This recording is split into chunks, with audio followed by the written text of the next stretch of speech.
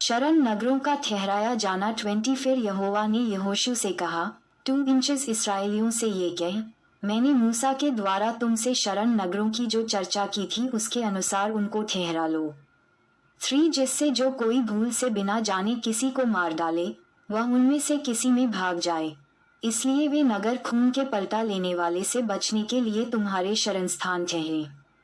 4 वह उन नगरों में से किसी को भाग जाए और उस नगर के फाटक ए में से खड़ा होकर उसके पुरनियों को अपना मुकद्दमा कह सुनाए, और वे उसको अपने नगर में अपने पास टिका लें और उसे कोई स्थान दें जिसमें वह उनके साथ रहे। 5 और यदि खून का पलटा लेने वाला उसका पीछा करे तो वे ये जानकर कि उसने अपने पड़ोसी को बिना जाने और पहले उससे बिना बैर रखे मारा, उस खूनी को उसके हाथ में न दें। 6 और जब तक वह मंडली के सामने न्याय के लिए खड़ा न हो और जब तक उन दिनों का महायाजक न मर जाए तब तक वह उसी नगर में रहे। उसके बाद वह खूनी अपने नगर को लौटकर जिससे वह भाग आया हो अपने घर में फिर रहने पाए। 7 और उन्होंने नप्तली के पहाड़ी देश में गलील के केदेश को और एप्रैम के पहाड़ी देश में शेकेम को और यहूदा के पहाड़ी देश में किर्यतबा को, जो हेब्रोन भी कहलाता है, पवित्र ठहराया। 8 और यरीहो के पास के यरदन के पूर्व की ओर उन्होंने रूबेन के गोत्र के भाग में बेसको, जो जंगल में चौरस भूमि पर बसा हुआ है, और गाद के गोत्र के भाग में गिलाद के रामोत को और मनश्शे के गोत्र के भाग में बाशान के गोलन को ठहराया। 9 सारे इसराइलियों के लिए और उनके बीच रहने वाले परदेशियों के लिए भी, जो नगर इस मनसा से ठहराए गए कि जो कोई किसी प्राणी को भूल से मार डाले वह उनमें से किसी में भाग जाए, और जब तक न्याय के लिए मंडली के सामने खड़ा न हो तब तक खून का पलटा लेने वाला उसे मार डालने न पाए, वे यही हैं। पूर्वी गोत्रों का अपनी भूमि में लौटना 22। उस समय यहोशू ने रूबेनियों, गादियों और मनश्शे के आधे गोत्रियों को बुलवाकर कहा, 2 जो आज्ञा यहोवा के दास मूसा ने तुम्हें दी थी वे सब तुमने मानी हैं, और जो आज्ञा मैंने तुम्हें दी है उन सभी को भी तुमने माना है। 3 तुमने अपने भाइयों को इतने दिनों में आज के दिन तक नहीं छोड़ा, परंतु अपने परमेश्वर यहोवा की आज्ञा तुमने चौकसी से मानी है। 4 और अब तुम्हारे परमेश्वर यहोवा ने तुम्हारे भाइयों को अपने वचन के अनुसार विश्राम दिया है, इसलिए अब तुम लौटकर अपने अपने डेरों को और अपनी अपनी निज भूमि में, जिसे यहोवा के दास मूसा ने यरदन पार तुम्हें दिया है, चले जाओ। इब्रा 4:8। 5 केवल इस बात की पूरी चौकसी करना कि जो आज्ञा और व्यवस्था यहोवा के दास मूसा ने तुमको दी है उसको मानकर अपने परमेश्वर यहोवा से प्रेम रखो, उसके सारे मार्गों पर चलो, उसकी आज्ञाएं मानो, उसकी भक्ति में लौलीन रहो और अपने सारे मन और सारे प्राण से उसकी सेवा करो। मत्ती 22:37, लूका 10:27। 6 तब यहोशू ने उन्हें आशीर्वाद देकर विदा किया और वे अपने अपने डेरे को चले गए। 7 मनश्शे के आधे गोत्रियों को मूसा ने बाशान में भाग दिया था, परंतु दूसरे आधे गोत्र को यहोशू ने उनके भाइयों के बीच यरदन के पश्चिम की ओर भाग दिया।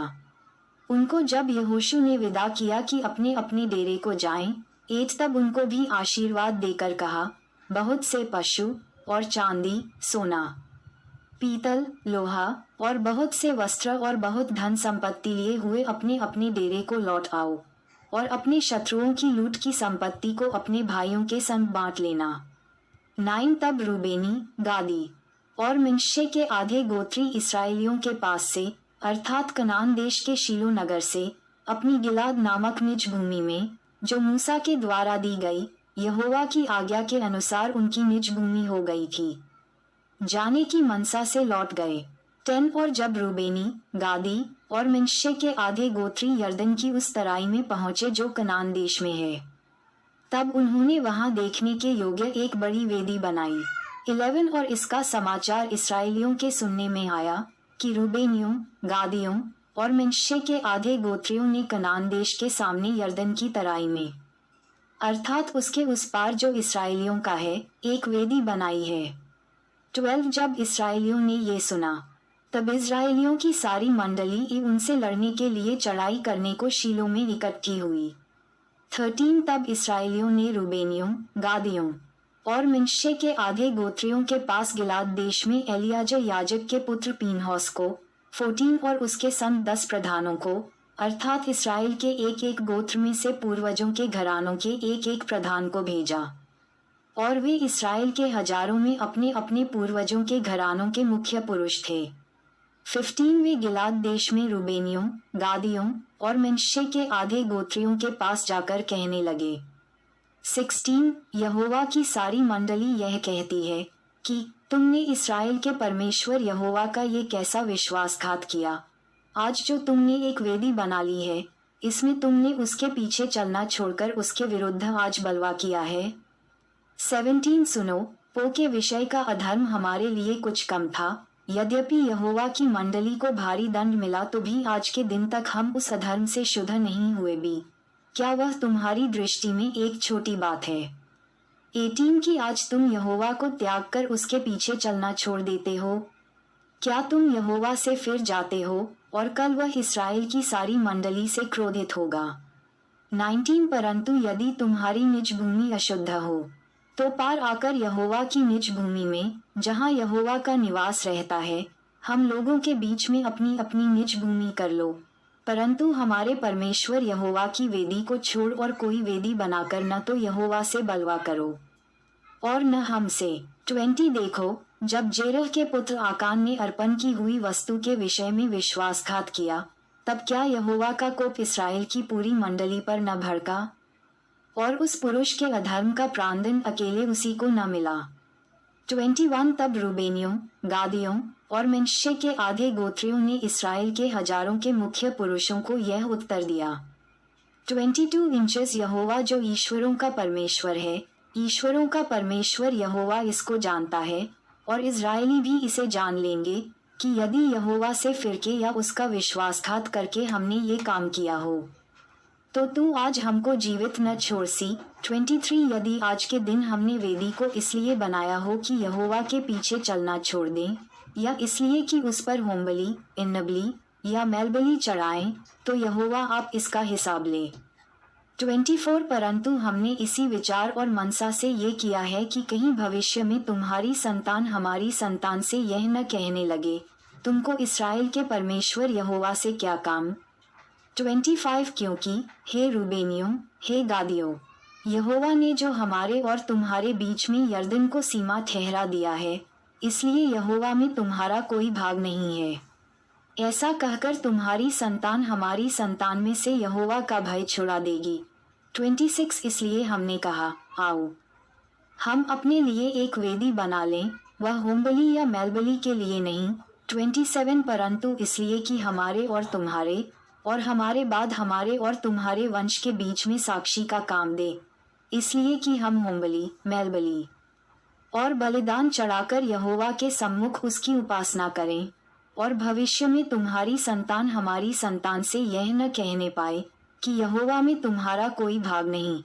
28 इसलिए हमने कहा, जब वे लोग भविष्य में हमसे या हमारे वंश से ये कहने लगे, तब हम उनसे कहेंगे कि यहोवा के वेदी के नमूने पर बनी हुई इस वेदी को देखो, जिसे हमारे पुरखाओं ने होमबलि या मेलबलि के लिए नहीं बनाया, परंतु इसलिए बनाया था कि हमारे और तुम्हारे बीच में साक्षी का काम दे। 29 ये हमसे दूर रहे कि यहोवा से फिरकर आज उसके पीछे चलना छोड़ दें, और अपने परमेश्वर यहोवा की उस वेदी को छोड़कर जो उसके निवास के सामने है होमबलि और अन्नबलि या मेलबलि के लिए दूसरी वेदी बनाएं। 30 रूबेनियों, गादियों और मिन्शे के आधे गोत्रियों की इन बातों को सुनकर पीनहास याजक और उसके संग मंडली के प्रधान, जो इसराइल के हजारों के मुख्य पुरुष थे, वे अति प्रसन्न हुए। 31 और एलियाजर याजक के पुत्र पीनहास ने रूबेनियों, गादियों और मिन्शेयों से कहा, तुमने जो यहोवा का ऐसा विश्वासघात नहीं किया, इससे आज हमने ये जान लिया कि यहोवा हमारे बीच में है, और तुम लोगों ने इसराइलियों को यहोवा के हाथ से बचाया है। 32 तब एलियाजर याजक का पुत्र पीनहास प्रधानों समेत रूबेनियों और गादियों के पास से गिलाद होते हुए कनान देश में इसराइलियों के पास लौट गया, और यह वृतांत उनको कह सुनाया। 33 तब इजराइली प्रसन्न हुए और परमेश्वर को धन्य कहा। और रूबेनियों और गादियों से लड़ने और उनके रहने का देश उजाड़ने के लिए चढ़ाई करने की चर्चा फिर न की। 34 और रूबेनियों और गादियों ने ये कहकर, यह वेदी हमारे और उनके मध्य में इस बात की साक्षी ठहरी है कि यहोवा ही परमेश्वर है, उस वेदी का नाम अद रखा। माताएं एवं बहनों से निवेदन है कि अगर हमारी ये वीडियो आपको अच्छी लगी हो तो कृपया करके वीडियो को लाइक और सब्सक्राइब करना ना भूलें, क्योंकि हमारी वीडियो आप सब तक बहुत जल्दी पहुंचे। जय यीशु मसीह।